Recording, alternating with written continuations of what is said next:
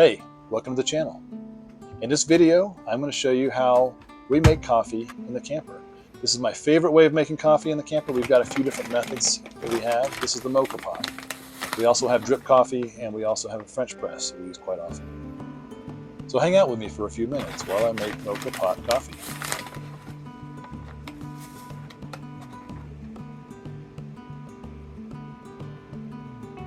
I think what I love about making coffee with a Moka Pot is that it's a process. And as with any process, you can refine your process. So you're watching me make coffee here, and you'll see that I follow certain steps. And in actuality, by the time you watch this, the way I've made the coffee has already changed, because since I've recorded these clips, I've changed a couple things. But I'm not going to go into the exact steps. You can follow online, YouTube channels, whatever, to show you how to do it. And by the way, the bottom of it's hot. Just get a rag and hold it. Don't be a fool like me. I do that every time, I think.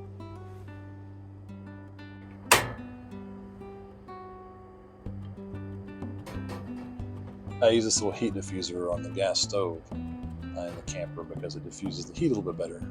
Less direct heat, slower process, which is important for this. But actually now, I mentioned changing my process. Now I use a cast iron skillet. I just set it in there that's preheated, and I set it in the skillet that I've preheated while I warm up the water. Look at that. This is actually an example of a time where I didn't quite have it hot enough. It should be flowing a little bit better than that.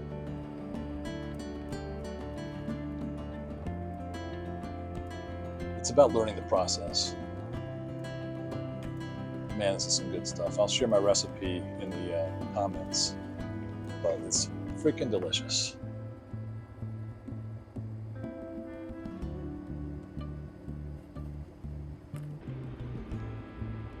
Now I love cleaning my Moka Pot while I'm enjoying the coffee I made with it. Cleaning up after you're done, as with anything, is part of the process. And try to do things very intentionally while I work.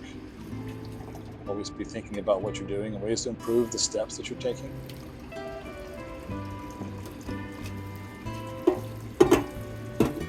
It's meditative, and it's a way to have just a little bit more control in your life.